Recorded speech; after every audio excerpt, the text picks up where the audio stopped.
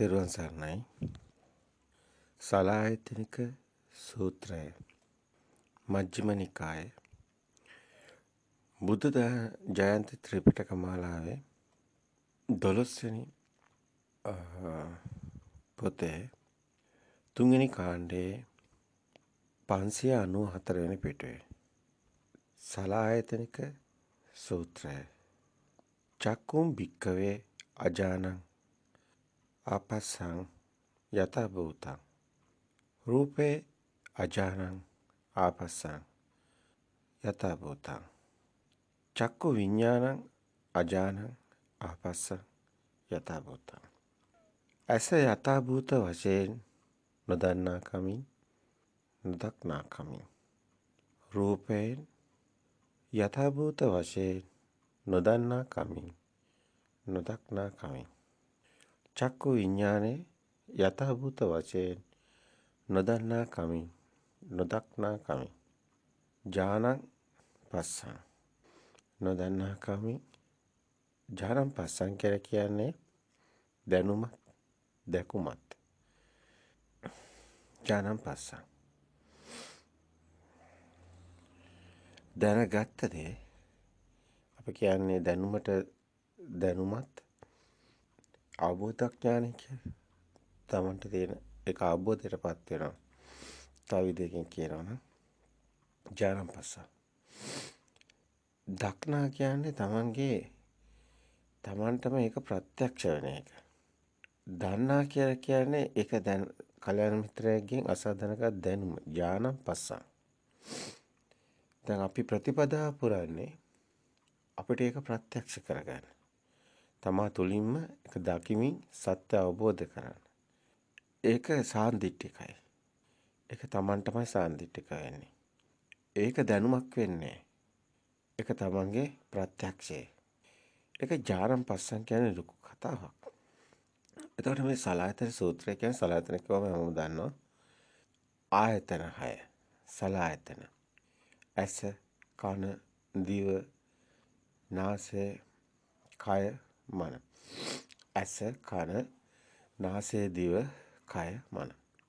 ඇස කියන්නේ මේ මසය නෙමෙයි. සලායතන කියන්නේ ආයතන. අපිට ඇස කියන ආයතනේ සකස් වෙන එකක්. මේ හැම මොහොතම සකස් වෙනවා. වර්ණයක් හැඩතලයක් අපි ඇස කියන ආයතනේ ගත්තොත් වර්ණයට ප්‍රසාදවත් වෙනවා. ඒතර මේ චක්කු ප්‍රාසාදය කියලා කියන්නේ. ආලෝකයක් නැති තැන අපිට වර්ණ සිතක් පහළ වෙන්නේ නැහැ. ආලෝකයට ප්‍රසාදවත් වෙනවා මේ අපේ චක්කු මසස කියලා කියන්නත් පුළුවන්. නමුත් මෙතන ආයතනය කියලා කියන්නේ ඇස කියලා කියන්නේ මේ මස් ඇහැ නෙමෙයි. එහෙනම් මැරිච්ච කෙනාටත් මස් ඇහැ තියෙනවා පේනවනේ. ඒක නෙමෙයි. ආයතනය කියලා කියන්නේ අපිට අන්ධකාරයේ පේන්නේ නැහැ. ආලෝකයක් තියෙනකොට මේක ප්‍රසාදවත් වෙනවා. මේ ඇස ප්‍රසාදවත් වෙනවා. ඇස සෑදෙන ධර්මයක්. අපිට ධර්මයේ තුල අසන්න ලැබෙන මේ ආයතනික ක්‍රියාවලිය මෙතන නයිදන් අත්තකතම් බිම්බන් නයිදන් පරකතම් තමා විසින් හැදුවත් නෙමේ වෙන අයෙක් හැදුවත් නෙමේ මේ ප්‍රතිබිම්බේ. නයිදන් අත්තකතම් බිම්බක්. මේ සේලතරණී කියන්නේ. ඇත්තටම මෙන්න මේක තමයි මෙතන සිද්ධ වෙන්නේ. මෙතන ප්‍රසාදයේ තුල එහෙම නැත්නම් මේ ආයතනය කියන්නේ ආලෝකයේ හැඩතලය අනුව ඒ කණ්ණාඩියට වැටෙන ප්‍රතිබිම්බය වගේ. ගසත් ආලෝකයත් නිසා හටගත්ත සෙවණැල්ල ප්‍රතිබිම්බේ. කණ්ණාඩියට වැටෙන්නේ ආලෝකයේ තියෙන වෙලාවට තමයි ඒ හැඩතලය. අපිට කණ්ණාඩියෙන් දෙයක් පේන්නේ නැහැ කළුවරේ. අනේ ඒ වගේ මෙතනට වැටෙන ප්‍රතිබිම්බයක්. ආලෝකයත් ගසස් නිසා හටගත්ත සෙවණැල්ල වගේ. තින්න සංගති පස්සෝ කියන්නේ. ඒ තින්න සංගති පස්සෝ කියන ක්‍රියාවලිය තමයි ආයතනයේ හැදෙන ක්‍රියාවලිය. ඒ කියන්නේ චක්කු විඥානය. සූත්‍රය තුළ පෙන්වන්නේ චක්කුම් භික්කවේ අජානං ආපස්සං යත භූතං. අසත් යත භූත වශයෙන් නොදක්නා කමින් නොදන්නා කමින්. තර රූපේ අජානං ආපස්සං යත භූතං. ඒක යථාකාරයේ නොදක්නා කමින් නොදන්නා කමින් චක්කු විඥාන. අජානං ආපස්සං යථා භූතං. ඒ යථා භූතං කියන්නේ හැදෙන ආකාරයේ සත්‍ය නොදන්නාකම. අජානං මෙතන ජානං නෙමෙයි අජාන. පස්ස නෙමෙයි ආපස්ස. එතකොට හොඳටම පැහැදිලි. දැන් මෙතන කතා කරන්නේ යථා භූත ආකාරයේ හැදෙන හැටි දැකීම නෙමෙයි. ඒ චක්කුම් භික්කවේ අජාන ආපස්සං යථා භූතං කියන්නේ ඇස යථා භූත වශයෙන් හැදෙන ආකාරයේ නොදන්නාකම නොදක්නාකමින් කියන්නේ. රූපේ යථා භූත වශයෙන් හැදෙන ආකාරයේ නොදන්නාකමත් නොදක්නාකමත්. චක්කු විඥානේ ඒ නිසා දැනගත්ත ඇසේ විඥානේ. ඒ කියන්නේ චක්කු විඥාන සිත. ඒ කියන්නේ වර්ණ සිත. මේ මොහොතේ ඔබට සිතක් පහළ වෙනවා. උපමාවක් විදිහට අපි නිතරම කියනවා පොත දකින සිත. ඒ ෂණේම හටගෙන නිරුද්ධ වෙනවා. හැබැයි ඒක ධර්මේ දන්න කෙනා දැනගත්ත කෙනා ඒ දර්ශන ඥානෙ ඇති කෙනා ඒ යථාභූත වශයෙන් දකිනවා. එහෙම දෙයක් බාහිර මේ හදගත්ත දේ සත්‍ය දකිනවා. ඒ අර අසෘතවත් පු탁ජන කෙනා අර මෝහගන අන්ධකාරයේ ඉන්න කෙනා ලෝකයේ ඇත්ත කරගෙන ඉන්න කෙනා. එතකොට ඒ කෙනා ඒක යථාභූත දකිමක් නැහැ. අන්න ඒකයි අජානං ආපස්සක් කියන්නේ. සාමාන්‍ය කෙනෙක් ඕනම සත්වයක් ඕනම ආගමක් අදාළ නැහැ. සාමාන්‍ය සත්ව ගත්තත් තිරිසන් සත්ව ගත්තත් ලෝකයේ ඇත්ත කරගෙන තමයි ඉන්නේ. යමෙක් ලෝකයේ ඇත්ත කරගෙන ඉන්නවා කියන්නේ ඒ සාමාන්‍ය පේන දේ ඇත්තයි කියලා හිතාගෙන ඉන්නවා. එයා එතන ඉන්නේ අජානං ආපස්සක් යථාභූත. ඒක හැදෙන ආකාරය ගැන දන්නේ නැති කෙනා. අපි ඊගාව කොටසට આવොත් තස්ස සාරතස්ස සංයුත්තස්ස සම්මුලහස්ස ආසාදානානුපස්සිනෝ විහරතෝ ආයති පංච උපාදානස්කන්ධා උපචයං ගච්ඡanti.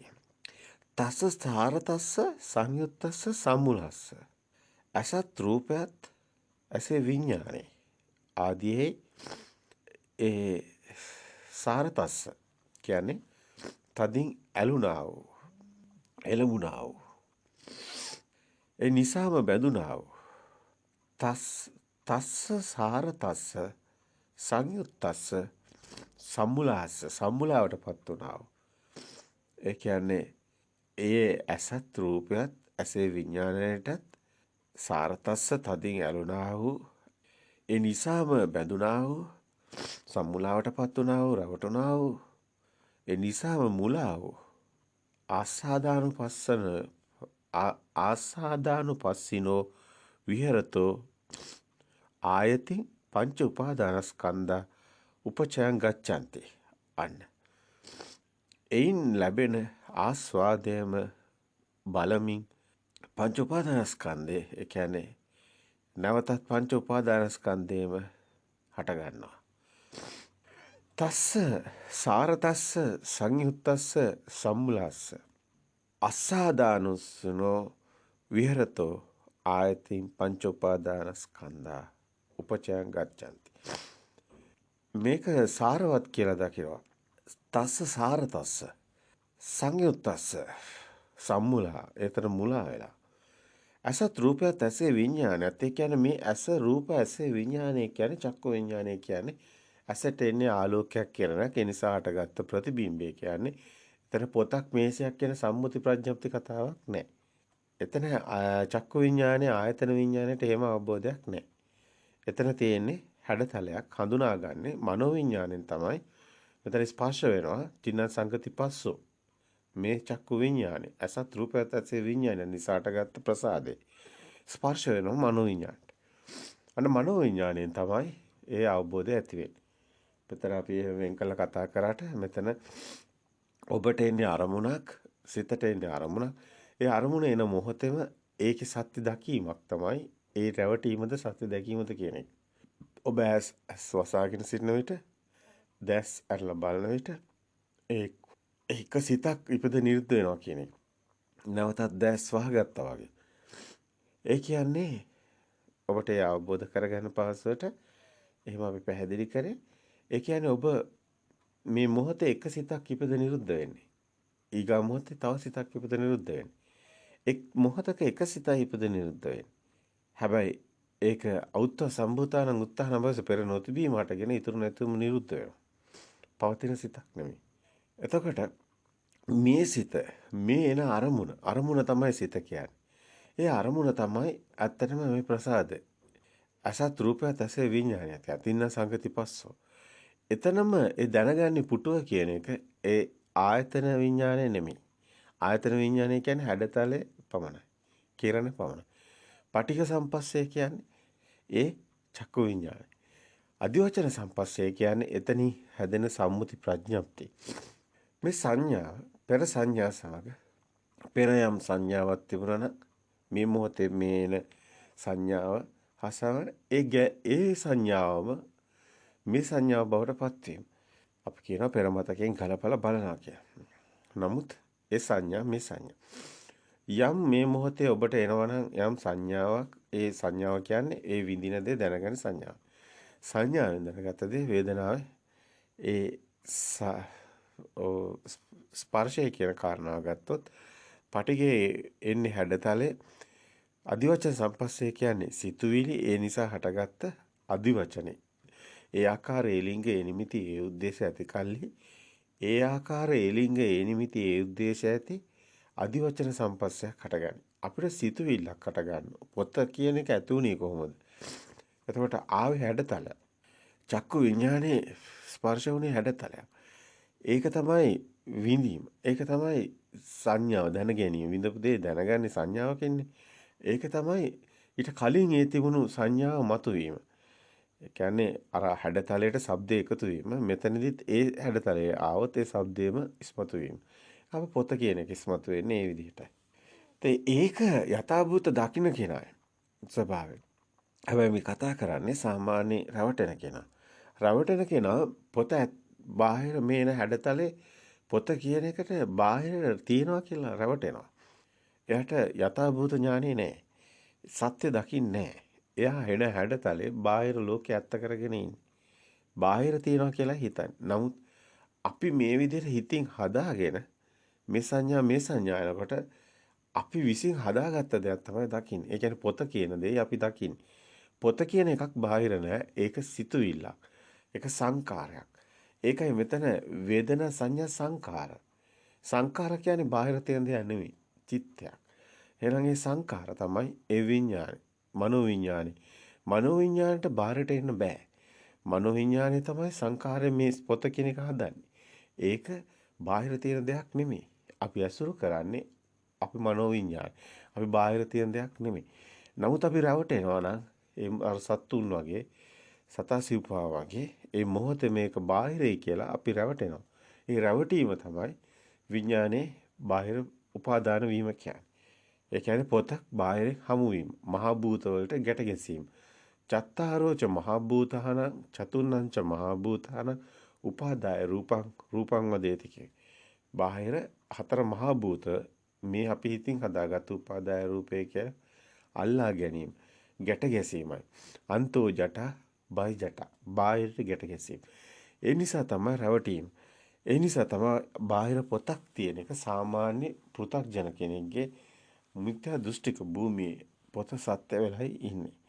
ඒ නිසා සැප දුක් වෙනවා කියලා හිතනවා බාහිර පොත් බඩමුට්ටු වලින් සැප දුක් වෙනවා කියලා හිතනවා. ඒ නිසයි දුක ඇති වෙන්නේ.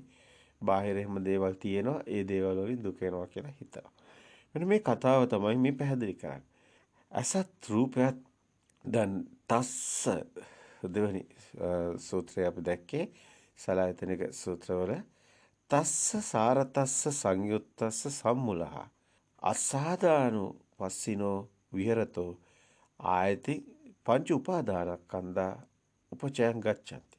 අසත් රූපයත් විඥාන ආදී ඒ හටගත්ත චක්කු විඥානය ආදී හටගත්ත ප්‍රතිබිම්බේ එහෙම කිව්වොත් ඒ නිසාම බැඳුනා වූ ඒ නිසාම මුලා වූ සම්මුලා වූ සංයුත්තස්ස සම්මුලස්ස අසාදානුපස්සිනෝ විහෙරතෝ එයින් ලැබෙන ආස්වාදයම එතනින් බාහිර ඒ දෙයක් තියනවා කියලා ගත්ත ගැනීම නිසා ඒකට සම්මුලා වීම, රැවටීම, තස්ස සාර තස්ස ඒක හොඳයි සාරයි කියලා ගැනීම, ඇලීම, ඒ නිසාම ආස්වාදේ ඒ දෙයක් තියෙනවා කියලා ගත්ත ගමන්ම එතන තියෙනවා ඒ නොදැකීම ආස්වාද ආදීන නිස්සාර නොදැකීම නිසාම දෙයක් තියෙනවා කියලා ගන්න.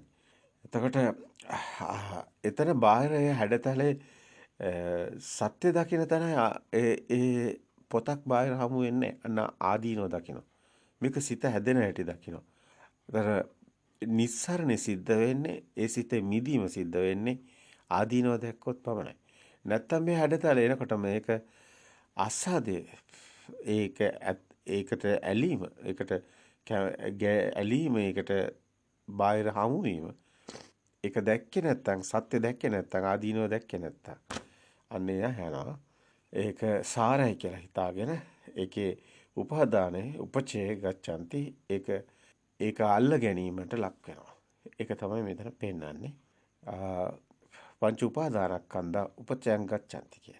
දැන් එතකොට බාහිර ඇත්ත කරගත්තගෙන ඇත්ත වෙන ආකාරය මේ සලායතන සූත්‍රයේ එන අරමුණ සලායතනයේ හැදෙන අරමුණ සත්‍ය කර ගැනීමයි පෙන්වන්නේ. තස්ස කායිකාපි දරතා තස්ස කායිකාපි දරතා පජන්ති චේතසිකාපි දරතා පජන්ති පජන්ති කායිකාපි පරිලාහ පජන්ති චෛතසිකාපි දරතා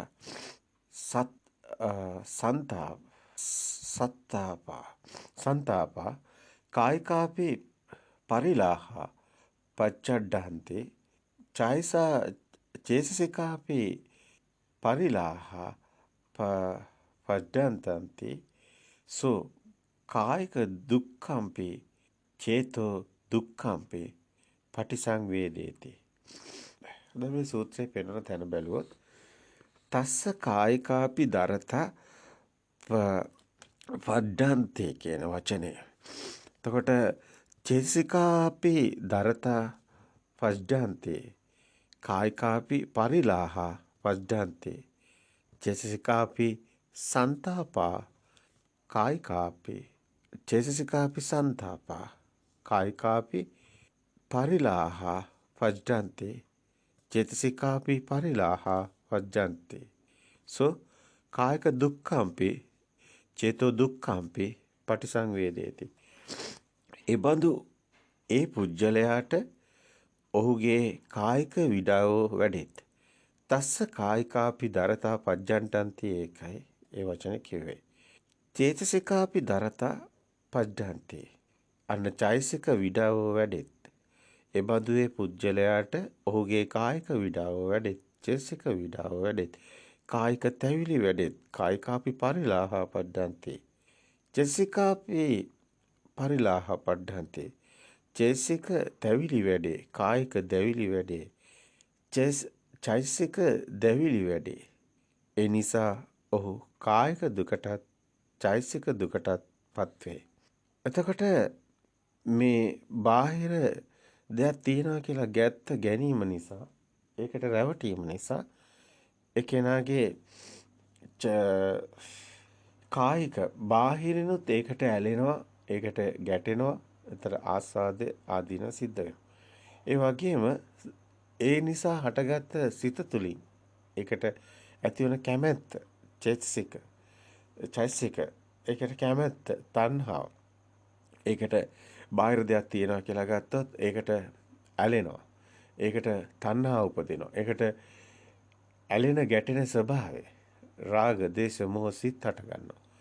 ඒකට ඒ ඇලීම බාහිර දෙයක් ඇත්ත කියලා ගැනීම නිසා ඒ සිදුවන ඒ පරිලාහය ඒ කියන්නේ දැවීම ඒ විඳීම ඒක නිසා හටගත්ත ඒ අල්ලා ගැනීම නිසා ඒක මම මගේ කරගත්තකම පොත තියෙනවා පොත මගේ වීම.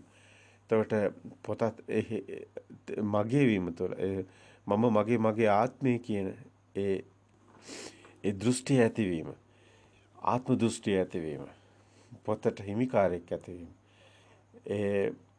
මම මගේ ආත්මය තණ්හා මාන දිට්ඨිය ඇතිවීම ඒට තණ්හාව ඇතිවීමයි ඇලීම කියන්නේ රාග දේශ මොහ කියන්නේ එකම ස්වභාවයක්.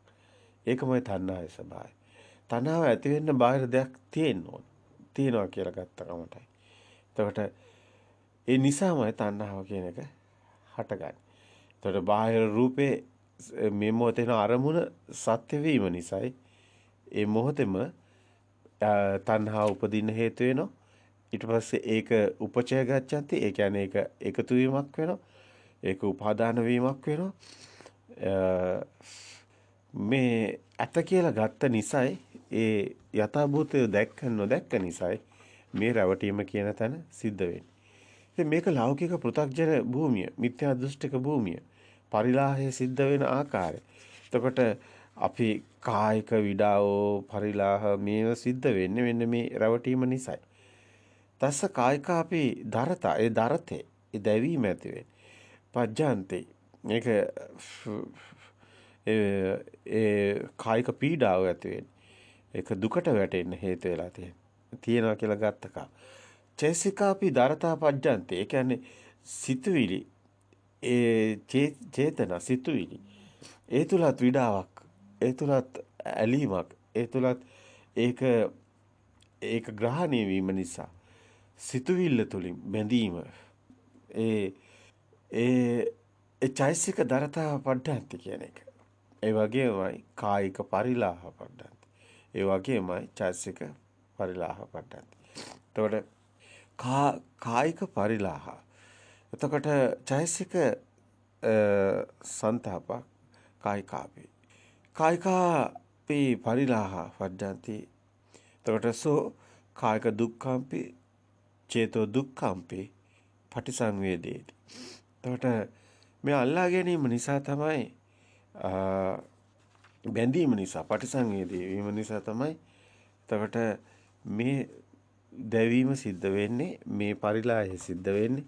එතකොට මේ තණ්හා මාන දිට්ඨි කියන එක ඇති වෙන්නේ. එතකොට මගේ ආත්මය කියලා ගත්ත ඒ ආත්ම දෘෂ්ටිය ඇති වෙන්න හේතුවයි මේ. ආත්ම දෘෂ්ටියක් මිසක් ආත්මයක් කියලා එකක් නැහැ.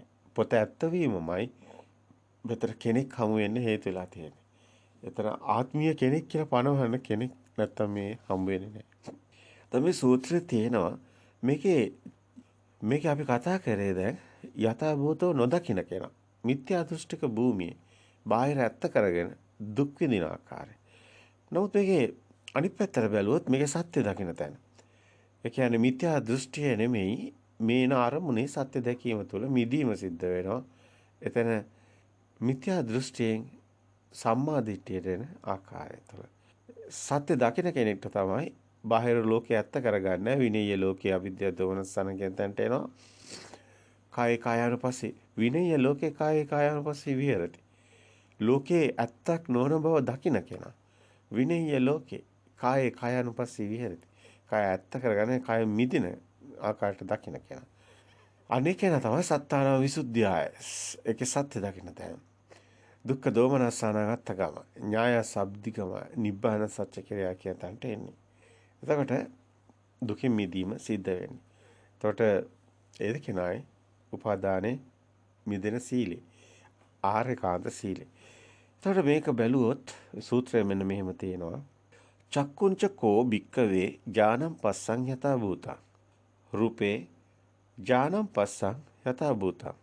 චක්කු විඥානං ඥානං පස්සං යතා භූතං. චක්කු සම්පස්සං ඥානං පස්සං යතා භූතං. එතකොට අසත් රූපයත් ඇසේ විඥානත් සාතගත චක්කුංචකෝ භික්කවේ ඥානං පස්සං යතා රූපේ ඥානං පස්සං යතා භූතං. චක්කු විඥාන ඥානං පස්සං යතා. මේ අසත් රූපයත් ඇසේ විඥානයත් ඥානං පස්සං යතා භූතං. සත්‍ය දකින්න කෙනා යතා භූත ඥානය ඇති කෙනා. එතකොට චක්කු සම්පස්ස ඒ කියන්නේ අස නිසා ඒ හටගත්ත දැන ගැනීම අර පොත හටගත්ත දැන ඒ සම්පස්සේ චක්කු සම්ඥානම් පස්සන් යථාභූත යම් කිසි කෙනෙක් ඇස හරියාකාරව යථාභූත වශයෙන් දකිනවා නම් අනිත්‍ය වශයෙන් ඒ හැදෙන ආකාරය දැකලා මිදෙනවා නම් රූපේ යථාභූත වශයෙන් දකිනවා නම් ඒ වගේම චක්කු විඤ්ඤාණයත් යථාභූත වශයෙන් දකිනවා නම් ඒ වගේම ස්පර්ශය වේදනා යථාභූත වශයෙන් දකිනවා නම් එබඳු පුජ්‍යලයා ඒ ආදීනව දකිමින් වාසය කරන්නා වූ ඒ භික්ෂුව අපචයන් ගච්ඡanti එකතු කරන්නේ නැති අස්කරන පංච උපාදානස්කන්ධේ පංච උපාදානස්කන්ධේ මිදෙන සීලය රකින ශික්ෂණයක් පෙන්වනවා. කියන්නේ පංච උපාදානස්කන්ධ වෙන්නේ නැහැ. පංච උපාදානස්කන්ධයෙන් මිදෙනවා කියන එක. චක්කුංචකෝ භික්ඛවේ ඥානං පස්සං යතා භූතං රූපේ ඥානං පස්සං යතා භූතං චක්කු විඥානං ඥානං පස්සං යතා භූතං චක්කු සම්පස්ස ඥානං පස්සං යතා ඥානං පස්සං දැකලා සත්‍ය දකිමින් දැනගැනීමෙන් දැකීමෙන් ඒක දැකීමක් බවට පත් වෙනවා. ඇත්ත දකින්නවා කියන්නේ. අන්න එතනයි යථාභූත සත්‍ය දකින්නවා. ඥානං පස්සං යථාභූතං. චක්කුංචකෝ භික්කවේ ඥානං පස්සං යථාභූතං. එතකොට ඇස යථාභූත ඥාණයෙන් දකින්නවා. රූපේ යථාභූත වශයෙන් දකින්නවා. ඥාණයෙන් දකින්නවා. රූපේ ඥානං පස්සං යථාභූතං. චක්කු විඥානේ ඥානං පස්සං යථාභූතං. මෙතන අර අජානං ආපස්සානං නොදකින කෙනා බාහිර රූපේ ඇත්ත කරගත්ත. පොත හම්බුණා. නමුත් මෙතන පොත හම්බ වෙන්නේ පොතක් බාහිර නැති බව. ඒක සිතින් හදාගත්ත සම්මුතිය ප්‍රඥප්ති බව. අන්නේ සත්‍ය දකින්නමයි ඥානං පස්සං යථාභූත. මේක හැදෙන හැටි යථාභූත ඥානෙ දකින්න කෙනා. එයාට බාහිර පොතක් හම්බ වෙන්නේ එන අරමුණේම මේ දකින්න ඕනේ. සවිතක්ක සවිචාර සමාධියක් කියලා පෙන්වන්නේ ඒක. අනේ කෙනා ඒක සත්‍ය දැකලා එතනම මිදෙනවා. යාට රූපේ ඇත්ත වෙන්නේ නාමය ඇත්ත වෙන්නේ නාම රූප ගැට ගැසීමක් සිද්ධ වෙන්නේ නැහැ. ඒ කෙනා මිදුණිම උපාදානයක් සිද්ධ වෙන්නේ නැහැ. පොතක් බාහිර හම්බ වෙන්නේ නැහැ. සිතේ හම්බ වෙන්නේ. පොතෙන් මිදෙනවා. ඒ කෙනාට උපචයක් නැහැ. ඒ කෙනාට රැස්වීමක් නැහැ. පොතක් නිසා තියනවා කියලා ගත්ත ගැනීමක් නැහැ. තණ්හාවක් නැහැ. රාග දේශ මොහ සිත් පහළ වෙන හේතු නැහැ. අන්න. ඒතර කර්මයේ ඉඩක් නැහැ. කර්ම සිතකට ඉඩක් නැහැ. කර්මය පනවන්න බෑ. අන්න ක්‍රියාසිතක් තමයි හමුවන්නේ. එතකොට තස්ස කායිකාපි දරතා පහියන්ති. චේතසිකාපි දරතා පහියන්ති. කායිකාපි සන්තාපා පහියන්ති. චේතසිකාපි සන්තාපා පහියන්ති. කායිකාපි පරිලාහ පහියන්ති. චේතසිකාපි පරිලාහ පහියන්ති. සෝ කාය සුකම්පි චේතෝ සුකම්පි පටිසංවේදේති පහියන්ති.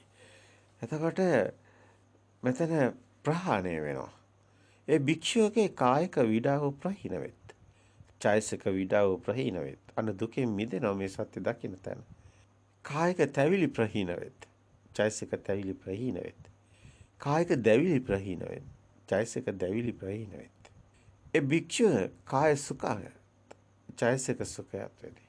ඒ භික්ෂුව කියන්නේ මේ සීලය රකින්න කෙනා. ඒ කියන්නේ සිතට එන අරමුණේ සත්‍ය දැකලා මිදෙන කෙනා. ඒ කෙනාට බාහිර දෙයක් හමු වෙන්නේ නැහැ. ඒ කෙනා එන අරමුණේ සත්‍ය දැකලා මිදෙනවා.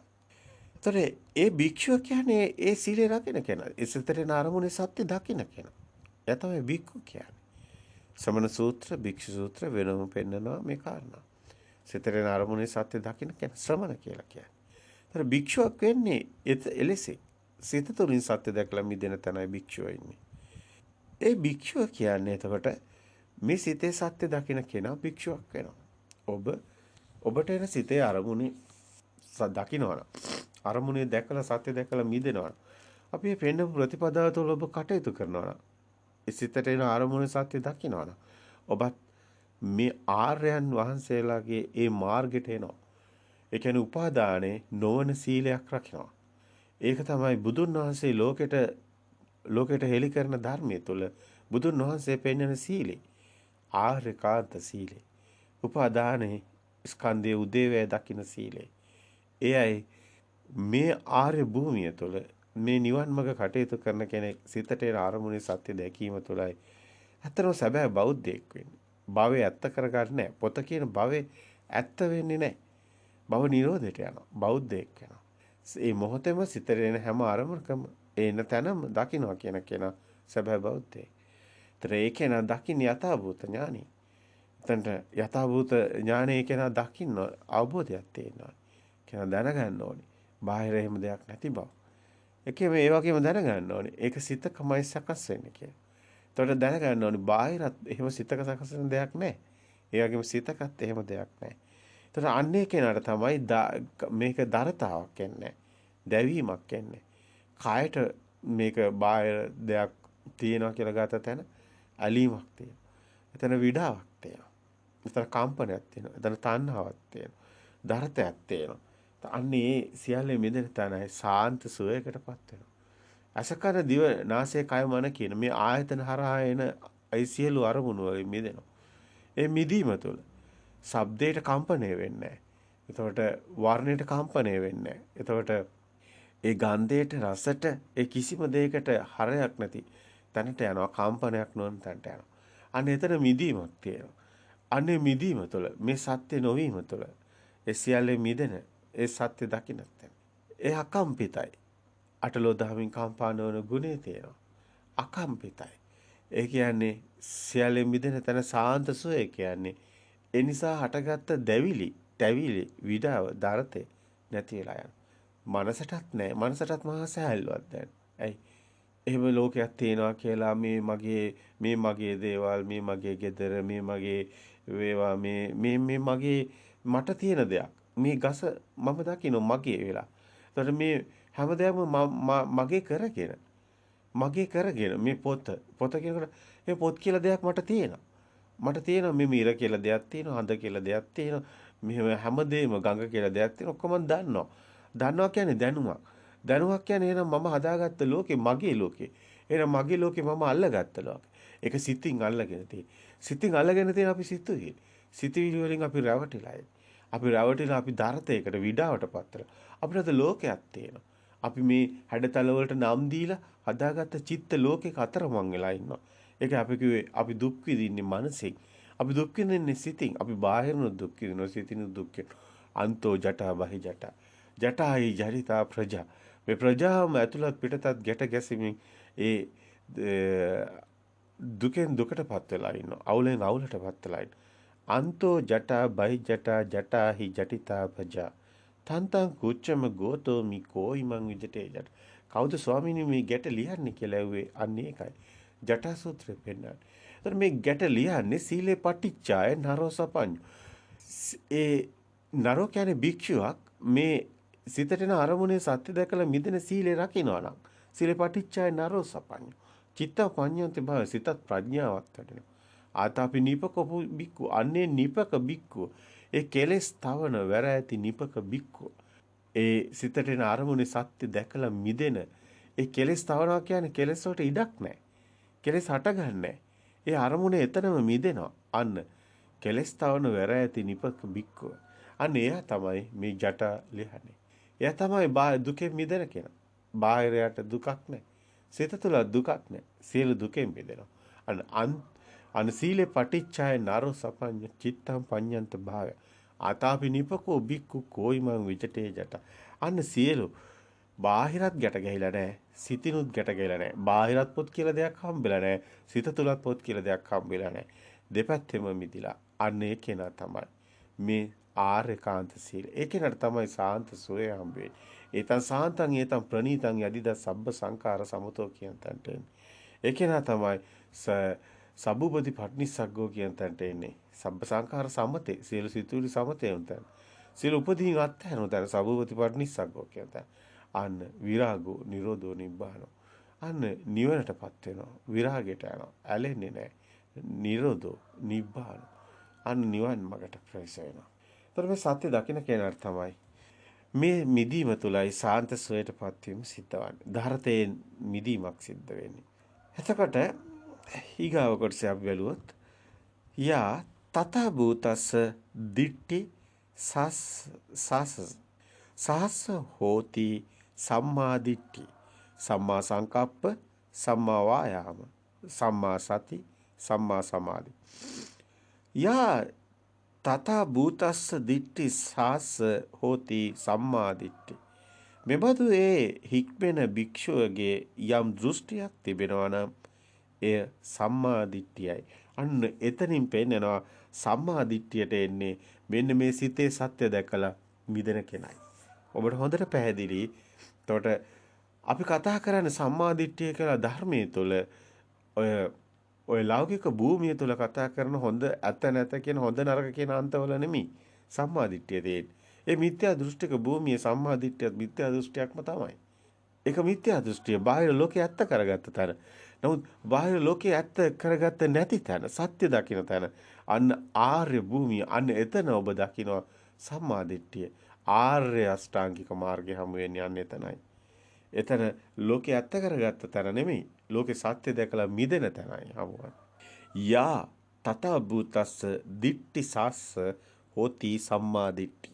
සියලු දෘෂ්ටියෙන් බාහිර ලෝකේ තියනවා කියලා ඇත්ත කරගත්ත දෘෂ්ටියේ ඉන්න තාක් සම්මා දිට්ඨිය හමු වෙන්නේ නැහැ.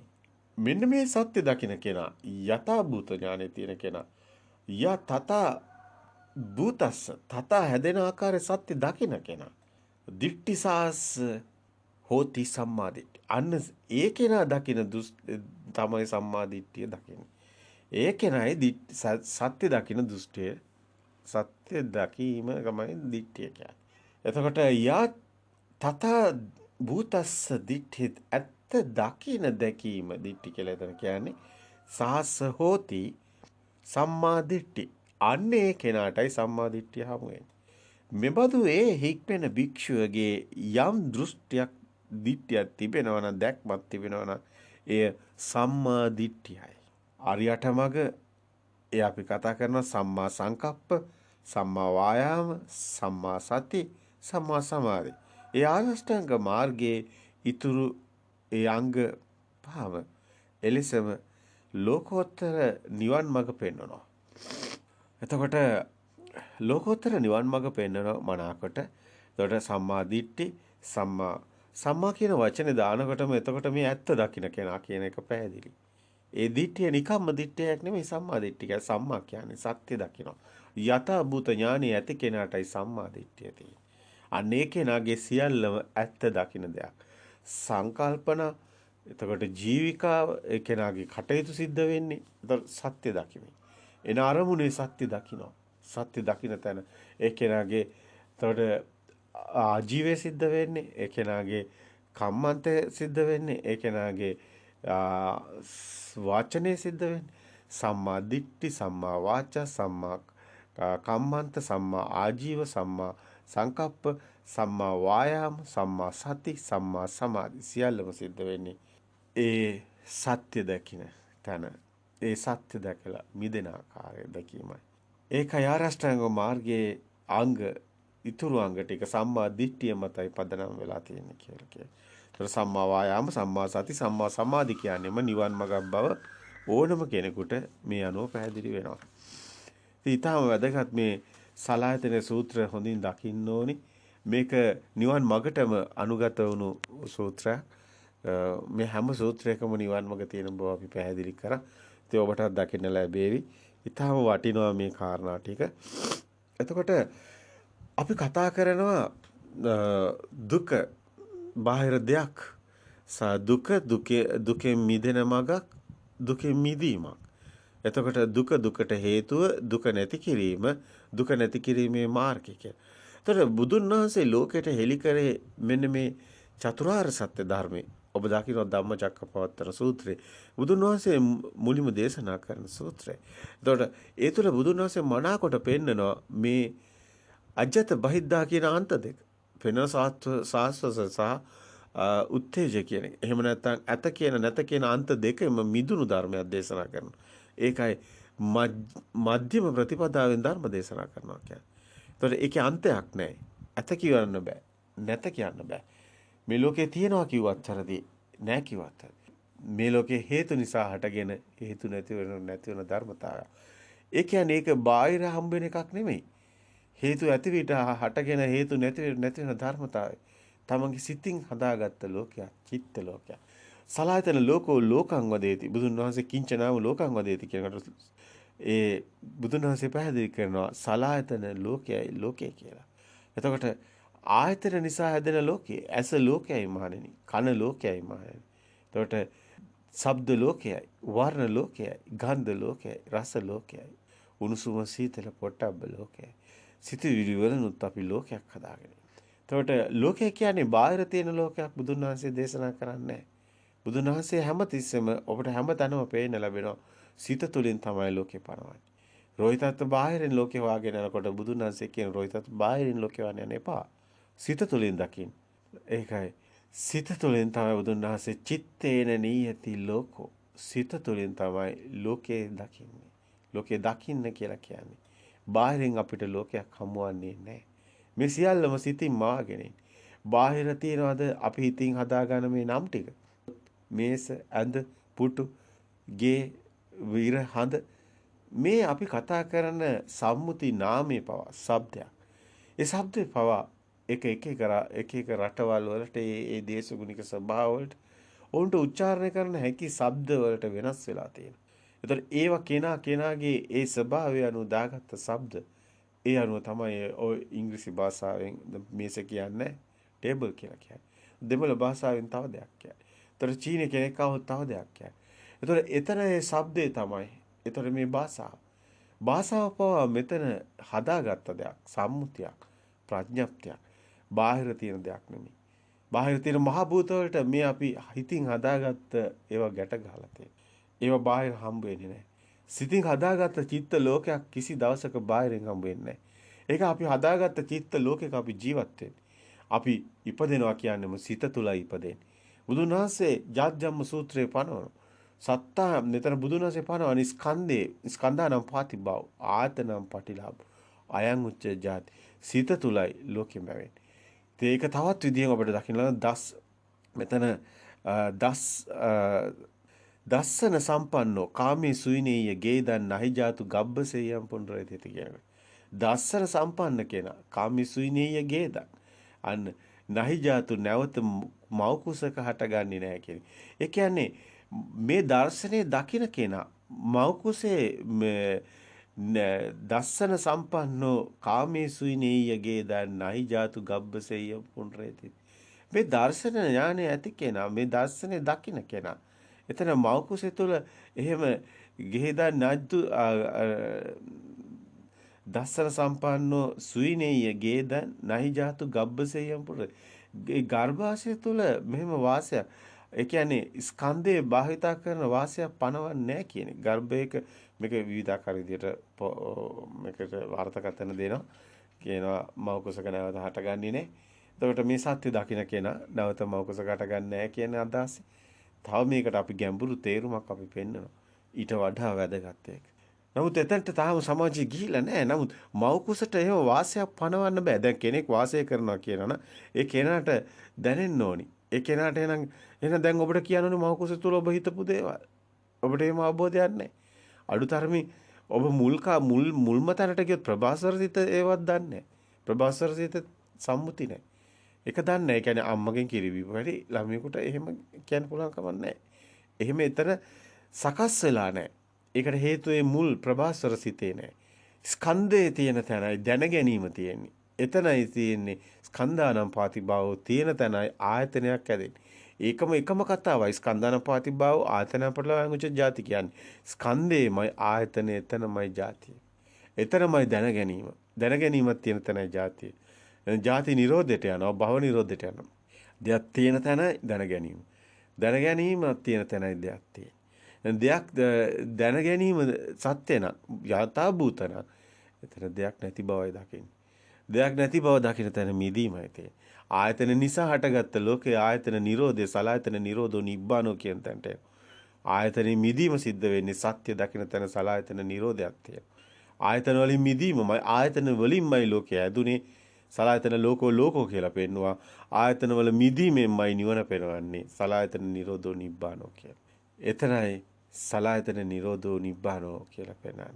සලායතන නිරෝධයක් තමයි නිවන කියන්නේ. ඉතින් භව නිරෝධෝ නිබ්බානෝ සලායතන සායදෙන භවයේ එතනම භව නිරෝධයක් වෙනවා. එතන සියල්ල මේ විදිහට හැම තැනින්ම නිවන පෙන්වන්න පුළුවන්. සලායතන නිරෝධෝ කියනකොට සලායතනෙත් එක්ක තමයි සියල්ලම ගැට ගැහිලා තියෙන්නේ. සලායතන නිරෝධෝ නිබ්බානෝ කියවත් භව නිරෝධෝ නිබ්බානෝ කියවත් සේරම එකම කතාවයි.